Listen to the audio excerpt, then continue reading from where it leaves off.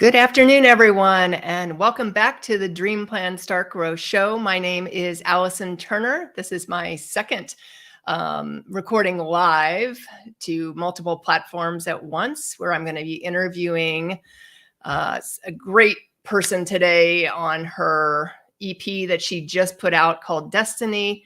So I'm going to go ahead and bring her up live to the stage. Welcome, Caitlin. Hello.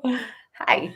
So I was just kind of introducing you to on the back end, but I know you are an entrepreneur. You're bringing out a cookbook coming up later this year, and then also, probably most importantly, right now in this very moment, you just released your EP Destiny. So tell me, because I read a little bit, I know you've been posting a lot about it, and you said it's kind of a work in progress over the last 20 years. So tell me how it finally came to fruition after 20 years.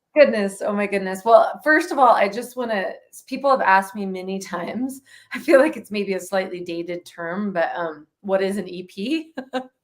EP is a short album. It's a collection of typically 4 to 6 songs versus like a standard album is maybe 10 to even 15. So just want to get that out of the way if you're wondering what an EP is. So I created a five track EP called Destiny, and it has been a journey to get to the place where I finally sort of put my stake in the ground and said, I can't go another day without getting this music out of me. The music's been in me probably lifetimes, if you think on those terms, but really within this lifetime, I have, since my 20s, I've been dreaming of it.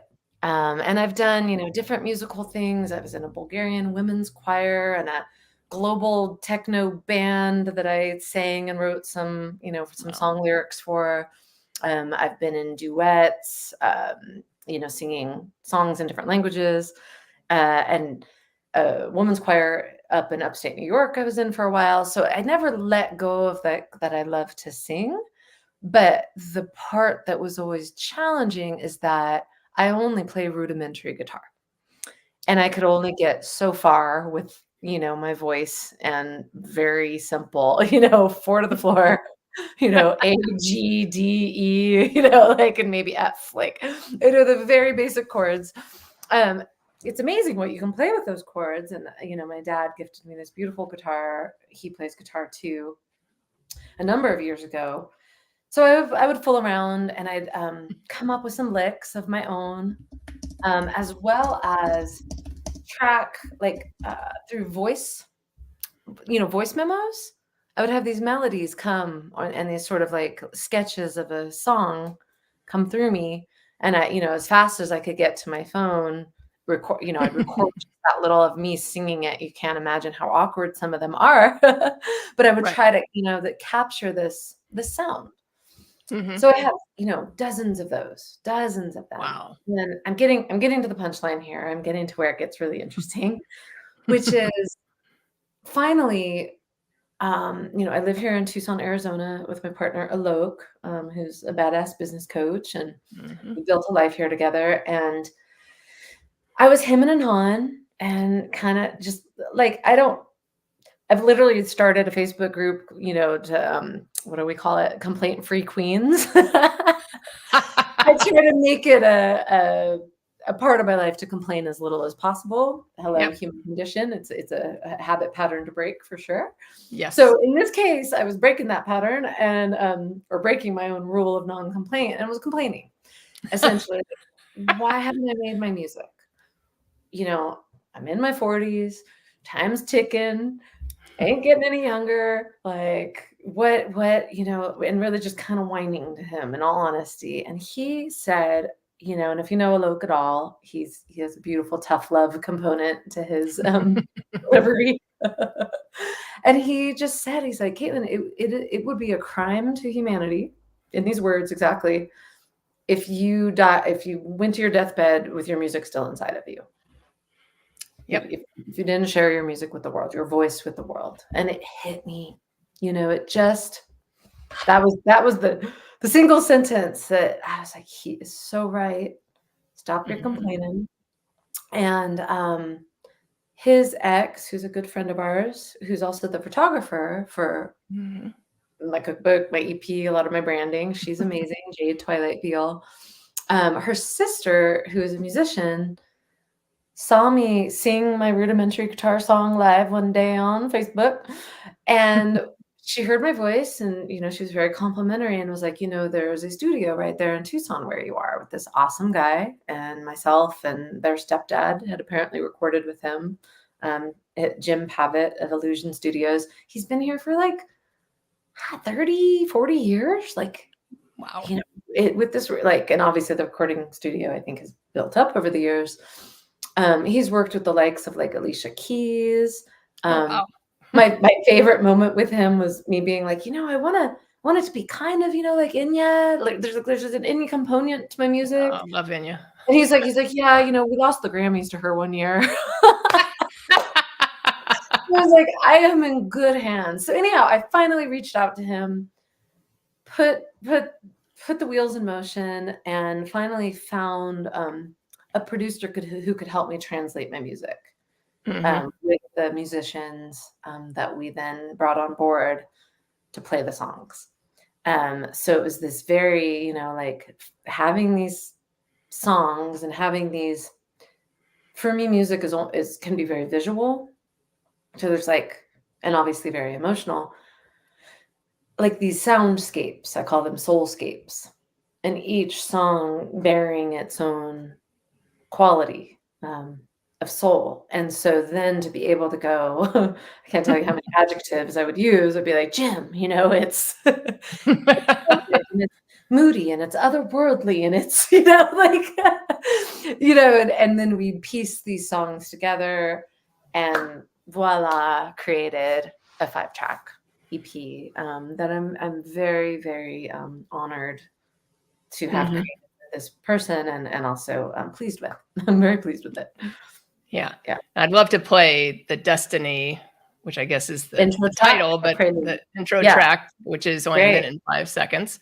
Do you have anything you want to share with that before I play this video? This is one of the ones, the song I've carried with me for probably 20 years. Wow. I carried it with me exactly as it was recorded, as far as the words and the melody. I never intended to turn it into a full-length song. It just is like a little message, a little burst from the stars, and then we were able to put this beautiful kind of etheric soundscape to the words and the melody. All right. I'm going to bring it up on stage. Okay. Oh, cool. Are you playing the whole video? Yep. Awesome.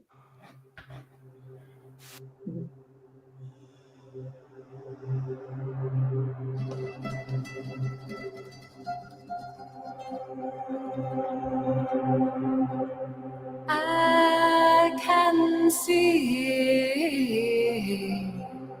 my eyes are open, and I see you are my destiny. Come with me. There is nothing more to say. Moving onward, moving forward, we only have today.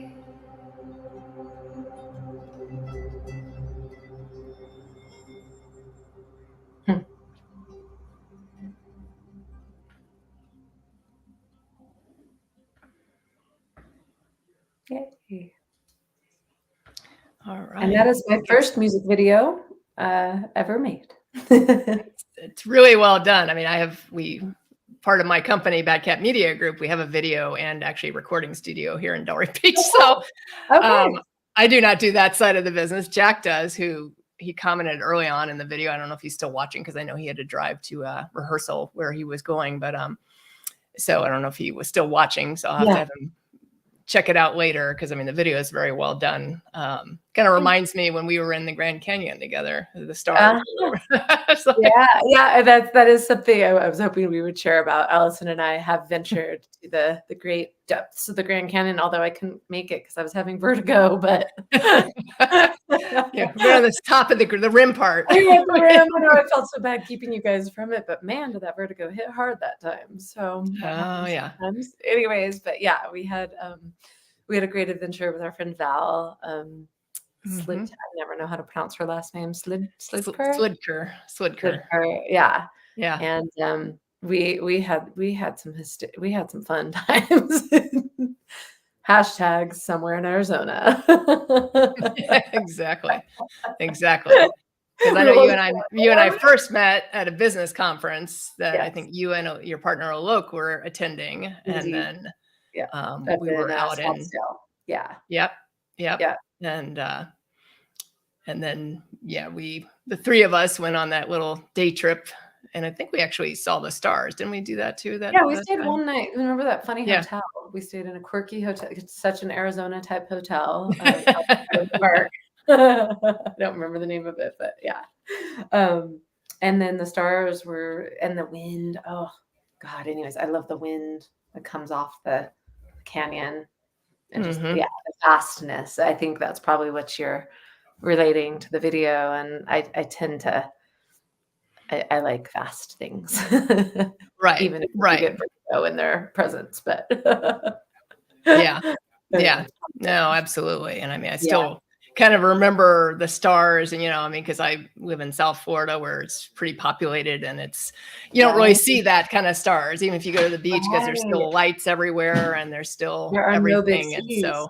Right, near the Grand Canyon, it's very remote up there, right? Yeah. And they were black. The sky was black and the stars were brilliant. Yeah. Right.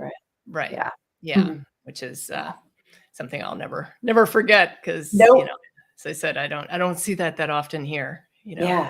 If you see like 4 or 5 stars, you're like, oh, look, there's some stars. I see a star. We do see the SpaceX thing launch consistently, since that launches in Florida. So we see that. Not the actual stars, huh? Well, we see some, but nothing like what's in your video or what we saw at the Grand Canyon. So yeah, that's cool. I didn't know that was such a big moment for you on that trip. That's really cool to hear that. Yeah. But we digress to the I could digress for days when it comes to the Grand Canyon. It's one of my favorites. One of my very favorite places on earth. Entirely. And I think they are related, though. I mean, that's just I'll take a moment with my music, is I do feel like it's kind of subterranean music. It's from kind of the soul depths, and the songs are a little slower, and the songs are processional almost. There's a quality. I'm not doing like the pop music thing. Not at all. And I wouldn't, because that's just not my vibration. It's more from this place, and also with this kind of always an existential take on things. Like we only have today is the last line of that song, and that permeates through all the songs. And the sense that like seize the day, man. Like we have today, and whatever is guaranteed. Right. And that's not even guaranteed, and it's not to be depressive about it. It's actually to be poignant. It's like, it makes life technicolor. It makes you go, wait, if I only have so much time, and I have today, what am I going to do with that time? Right. What am I going to create?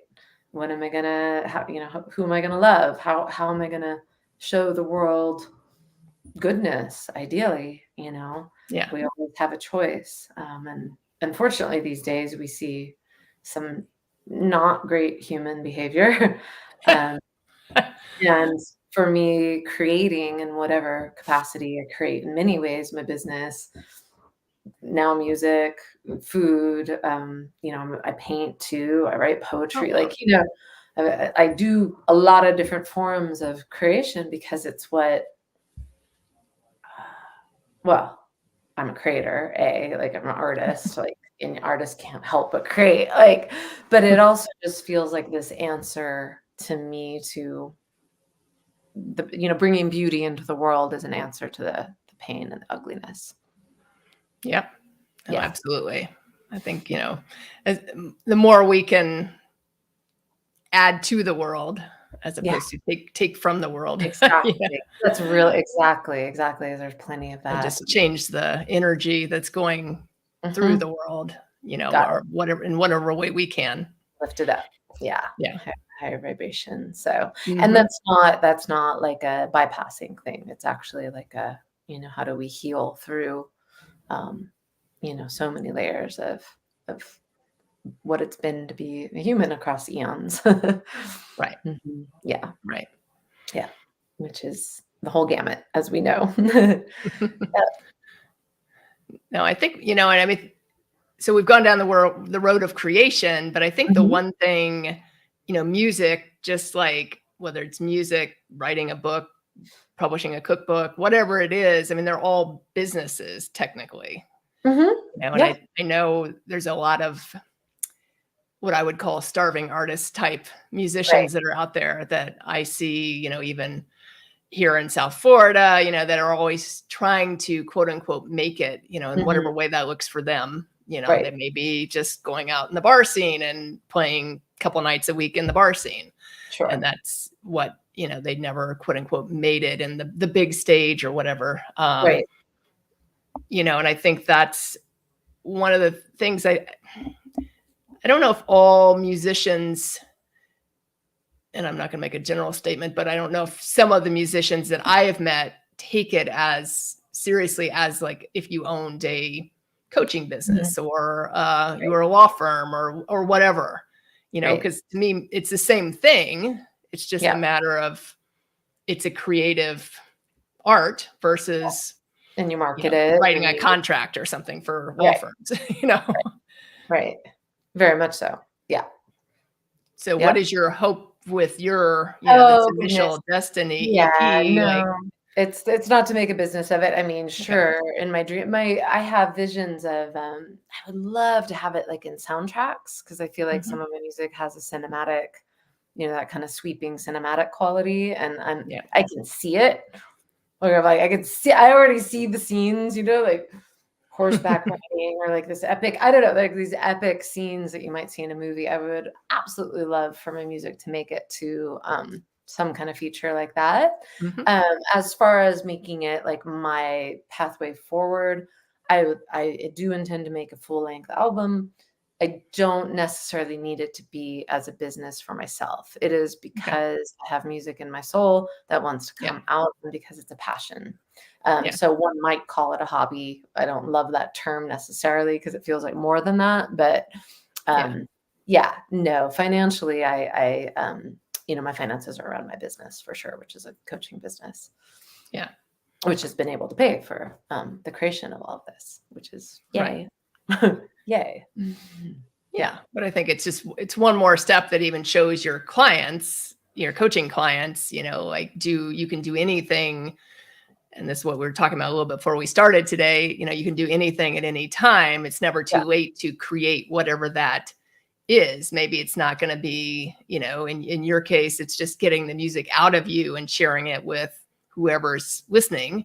Hoping it can get to as many people as possible, which, exactly. And because I believe the songs to be healing, and that's certainly the feedback I've gotten too. And so, sure, I'm not opposed to it reaching millions of people. And also that's not like my driving force behind it, at all. Yeah. So how does it integrate into, I know you're bringing out this cookbook later this year, which is more on like the dessert side. Are you doing more than desserts or is it just desserts? Desserts with this one. Yeah. I've dedicated, that's a whole other thing. I've been a chef for billionaires in New York City, for scientists in Hawaii, Nobel Peace Prize winners, celebrities, famous authors, the whole, I've been a chef for a lot of my life, and my primary passion has been with sweets, partially because I have a sweet tooth. Also because I have food sensitivities, like a lot of us do, and straight up refined sugar and gluten do not pass go in my body. I have major reactions, both in physically and in moods. So along the pathway, I had a vegan catering company way back when in San Oh, wow. Francisco. Yeah. And then Cool. we had a fork, two-sided business. That was the catering gigs, and then a chocolate company with the chocolate truffles. So that was kind of the Oh, beginning of this like dessert journey where we made our chocolate truffles with truffles. coconut oil and coconut milk and honey or agave or maple, as opposed to the hard, straight, brittle crack sugar. Come on, sugar crack? Come on. Yeah, what do we call it? It's like Yeah, it is. and it's considered as addictive as heroin, believe it or not. Oh Sugar is, yeah, I understand that. Coming off the holidays, and I'm like, okay, gotta get off the yeah. sugar. Like, Yeah, I know everybody's like inundated with sugar. So I, over the years, have kind of, I'd like to say mastered, but whatever. I've developed the craft of making these very decadent, delicious desserts that are all those things: gluten-free, mostly dairy-free. Occasionally, I'll throw in some butter or something, but yeah.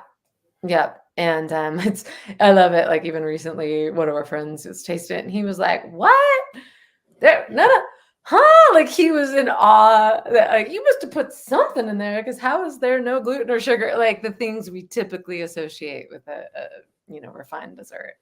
So yeah, over the years, I developed, many recipes, and it's been really, I started cooking as a teenager, but, my whole life, I've really dedicated so much of my art form to cuisine. At some point, I would like to release a savory cookbook as well, but I'm like, let's just go straight for the heart of it, man. Cake. the tasty stuff. Yeah, Yeah, let's go I for it. know. I'm waiting for it to come out because Yeah, I mean, I'm yeah, all about. It's funny. I look for desserts, and I don't always do them. But right. I do look for a dessert sometimes that use honey instead of sugar, or I mean, I have a ton of different gluten-free flours in my house. Right. I have all these different Yeah, ones, so yeah, I try and at least try and do that side of things. I don't yeah. always stay away from the sugar 100%, but Sure. I do Sure. I And do the look at desserts some in there, recipes. they're like 95% sugar free, because occasionally there'll be like an 85% chocolate that I use, or that's Yeah. really it. Actually, that's the only refined sugar that makes its way in. But I think everybody's different, and different people have different levels of sensitivity, and one because of health issues, but just two, I just at a certain point in my life, my body just started to essentially, it feels like allergic reactions to both of those substances. Yeah. So again, I just, I was like, okay, how can I figure out how to still eat deliciously without Yeah. hurting my body, Oh, Uh, I think that's a key piece because I think there's so many, not only from obviously the side of desserts, but the side of all foods, where yeah. you can still make super delicious meals that don't have to have a ton of dairy in them or have gluten in them or Mhm. sugar or whatever it is that we're Yeah. talking about. Yeah. And You know, organic, I always yeah, try, it's not always yeah, 100% because for whatever reason, but basically 98% organic probably. yeah. No, I do that as Yeah. well. Yeah.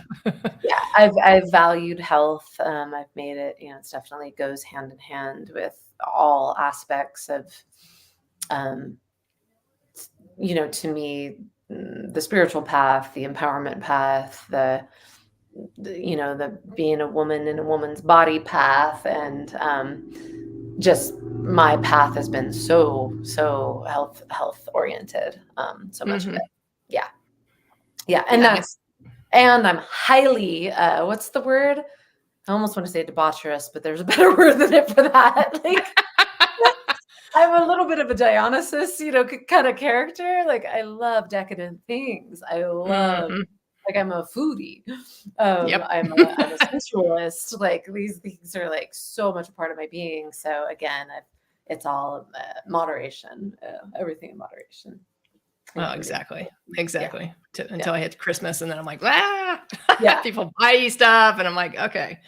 Yeah. I've still got stuff in Oh, my I house know. from the I gave holidays. I'm like, I gave all y'all my need it. to a Loke.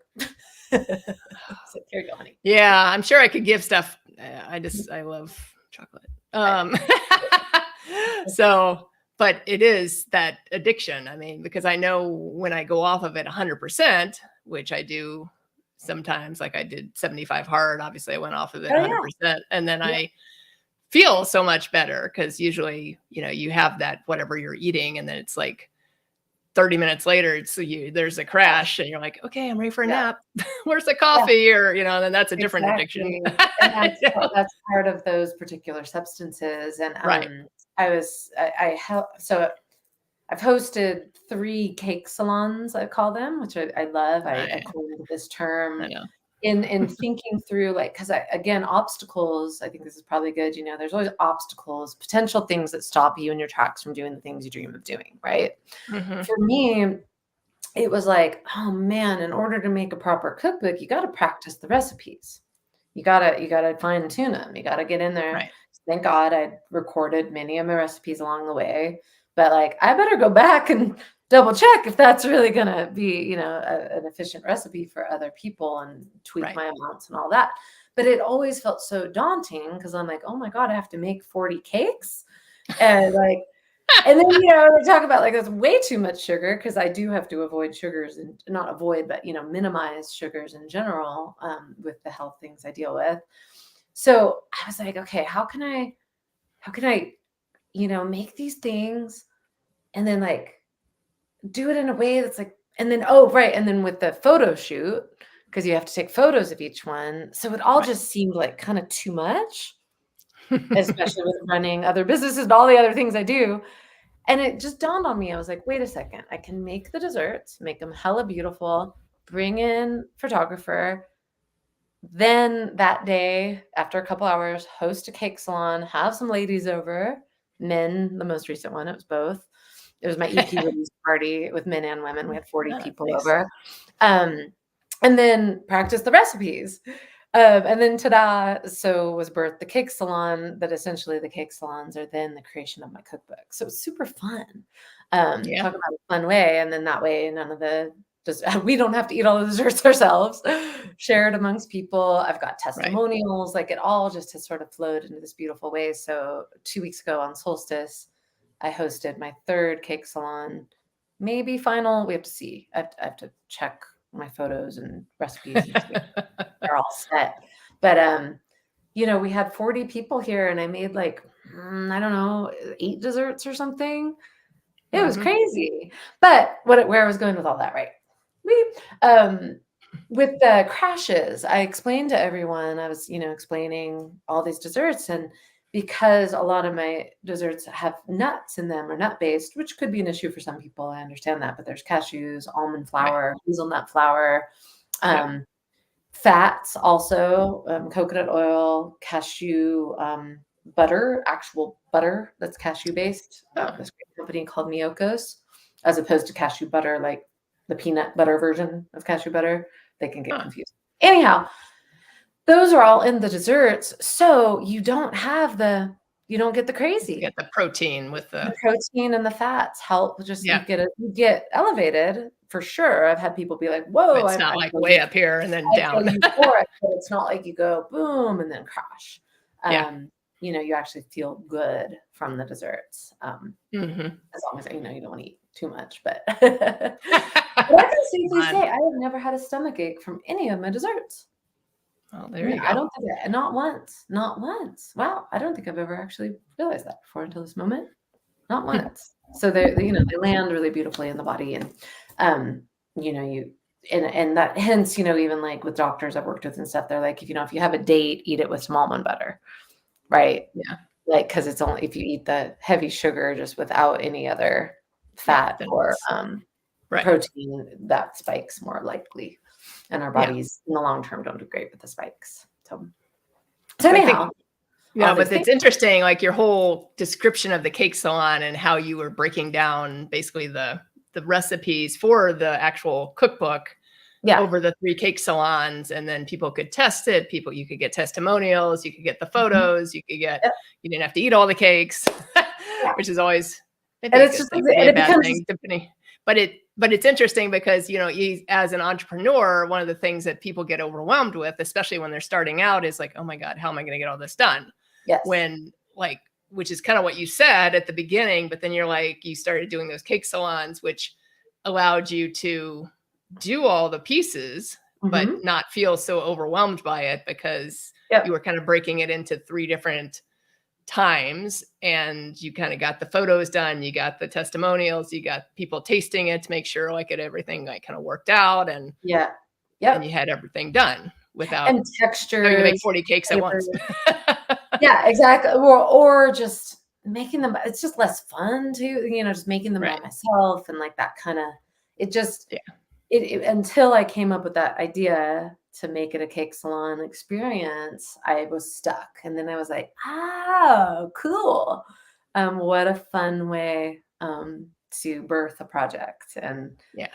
take care of all those components all at once. And then I'm considering, once I do like the actual book launch, possibly doing like a cake salon book tour, Yeah. some kind of combo of that. Anyways, we'll see, but I think it could be Come to really Florida. fun. You got to make it to Yeah, Florida. exactly. No, but I'll be looking for hosts and people in Yeah. different places, but we'll get there when we get there. I'm not there yet. Well, yeah. That is a concept that's brewing, and it Uh-huh. all does really relate to being an entrepreneur and how to wisely use our energy. And of course, I've always coached my Yeah. ladies about that, and pacing yourself Yeah. is very important, because it can all feel like, no pun intended, but too much. What is biting off more than you can chew? Yeah. Right. And Absolutely. so there can be a rhythm. And same thing with making my music. It took me 2.5 years. It took long. I mean, there were setbacks. There were things that happened along the way, and that's, I think, really relative to just life in general. Things very rarely just go in a straight line. Yeah. And they Oh, might yeah. take, Especially in the world of entrepreneurship. yeah, and it's up and down, and it's kind of all around, and there might be changes and pivots along the way. And it's okay to pace yourself, and it's okay that it can be organic. Speaking of Yeah. organic, Yeah. right, like letting things develop in an organic way. But what would you say to someone, say, that doesn't have, because I think that works most of the time, Right. but sometimes Not always. people decide to start a business and they don't have a lot of financial cushion. Let's just say it that way. Sure. They don't have a huge savings. Maybe they have enough to start the business and float the business for a couple of months, Yeah. but they don't have necessarily more than that, so Right. they have to obviously be a little more intentional about bringing money in and how they're going to move forward and things like that. So like, what would you say to someone that's kind of approaching that from a different challenging place?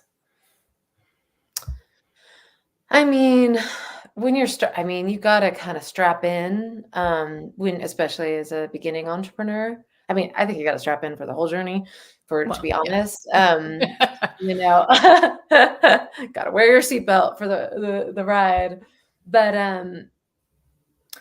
I have always coached the nervous system. I do my best to coach the nervous system. I've certainly overridden my own. Not much, and I try really hard to do it in that organic, paced way, but that doesn't mean not doing. Yeah. Right. You've got to do the things that it requires to make an album, to create a cookbook, to create a business. You like, I think there's kind of this false narrative in our coaching world, especially among the feminine, that like, oh, I'm just gonna whatever, have orgasms. Universal provide and like sit on my lotus pet, my throne, and my thing's modern queen. I get it. Sit on your throne, but guess what? Queens have to enact. Exactly. Make things happen, and it's not an inactive thing. No. But you also don't want to burn yourself out straight out the gates. Right. So hence, and you have to have a little bit of nervous system, like know-how. And to me, one of the basic ones is like, okay, say if it's around like what you're going to charge, or even what you're going to create. Like if it's a brand new person, they might want to start with a 6-week program. That's a beta program. That's a lesser price to get the testimonials, to get the experience, to gain their confidence before launching into like the year program that they're charging $20K for. Right. But if there's a woman who comes to me who's like, nope, I'm ready for that. It's scary, but like, that's what I'm going for. Okay. If your nervous system, if you as a being feel ready to, go big straight out the gates, cool, we can work with that too. Yeah. So it's, you never want to push someone past what they're ready for a little. Yeah. You want to get them out of their comfort zone. Right. But you never want to like. And not the overwhelm zone. Not the overall zone where they're likely to quit or harm themselves in some way, cause, a freak out of some kind. So, yeah. No, I think that's true, because I mean, it's just a matter of, because sometimes I find new entrepreneurs don't push themselves enough. Depends on the person, obviously. And I'm not making a general statement, but some people I've interacted with, it's like they don't kind of push themselves enough, but it's not our job as a coach to push them. Obviously it's their job to push themselves, because they know where that is. I mean, we can suggest and we can make some suggestions, but ultimately they have to be the one that wants it and moves forward. They have to be the person taking the action. Yeah, exactly. Like you have to want it badly enough. You have to want it badly enough. That's what I've known about my most successful clients and about myself. Right. To take the effort to do the thing. You have to want it. Yeah. It can't be half-assed. Exactly. And then just figure out the plan, kind of like you said, it took you 2.5 years to do this album, where there's going to be some setbacks, there's going to be some pushes forward, and figure out what the plan is. Cause obviously this wasn't the only thing you were doing at the time. No. So, and same thing with the cookbook you're bringing out, you have the plan to bring it out later this year. It's just, you've gotten all the different pieces. Now you just have to kind of review them and see if they're ready to go to print. So and just like in the process now, the difference, and I it's coming to me as we're speaking of it with these, again, because I'm not necessarily going to rely on those particular creations for revenue. Again, not opposed to it, but that's not the primary thing. Business, heck yeah. So my business grew to 6 figures within the first year, because I was just like, just we're going. And it was a different kind of propulsion, because we got to make money, and we got to make a living. And so, whereas the other 2 creations have a more leeway to be more, spacious and organic, the business did require, some might call it a more masculine approach. I don't know what you want to call it, but just a more really dedicated, very focused, dedicated, very structured. Very, very structured. Whereas these other 2 were able to be more fluid. And I think it's a good distinction, actually, that we're bringing up. That really, depending on what it is that you're doing, say it is a cookbook, say that, I don't know, for chefs out there, maybe they want to create a cooking show or whatever, or like an Instagram with all the photos, or, it's like you have to be so focused and specific with your structure and with your goals. And that, I think that can also be a kind of falsity, is to be like, don't have goals. There's sort of a weird, I've seen that one floating around. I'm like, really? I'm like, seriously? No. But I haven't seen that yet. This weird, like, you're gonna like, like in the manifest destiny, like in the manifestation, like it just appears, kind of like it's Lord. Like have things you want to manifest. I don't know, but I'm just like, no, goals are good. Like, something a little more concrete than even if you want to, I'm all for manifestation as long as you take action, but exactly, you still have to have goals. Like, if I want to buy a new car and pay it outright in cash, and it's a whatever it is, like, obviously I still have to like take action to have the money to go and just like write a check for the car. I mean, like, it's a simple, exactly. It's not, I mean, it's all tied to, like you said, not out of thin air. It's not out of thin air. Yeah. But I've certainly heard since we've talked a lot about women entrepreneurs, I've certainly heard before, and some of the circles I've run across, not recently, but people that kind of subscribe to the universe will provide kind of thing. And I'm like, oh, no, universe is not going to provide unless you take some action to help the universe provide. Yeah. And for me, it's just like, it's science, it's like, even if you look at the nature of the universe, it's masculine and feminine, it's active and passive. It's, the yin yang ancient understanding of those polarities. And to me, the ultimate balance is that you find that balance, your personal balance with those two, for some women, the masculine might be more comfortable for them and they're good, for other women, they have to like train, they have to learn, the more active principle part. Right. Yeah. But it, to me, it's, it really comes down to kind of almost science and the balance of things. And, it takes both. Yeah. So as we start to wind down, I do ask one question of everyone. And that is, as an entrepreneur, so these are all different entrepreneurial kind of journeys that you've been on, whether it's the EP, even if you're expecting different things out of them from a financial return or spiritual return or whatever, if there was one thing that you would tell someone wanting to start a business or someone newer in business that helped you along the way, what would that be? Hire a coach. And I'm not saying that to get clients, but actually because it's true. You really, and not just any coach, and not the coaches we've been talking about who promise whatever they promise without hire a really legitimate coach who's, created the results, who you trust, who, you see they have good testimonials, they've worked with people, and they, and who aligns with your values, and what you're going for. But really, when I started my business, I knew, I was like, I don't know how to do this. I actually don't know how to do this on my own. And I'm an independent creature by nature. And I knew that there were keys, to the lock. I knew there were pieces that I didn't have and wasn't going to have unless I hired someone to help me with those pieces.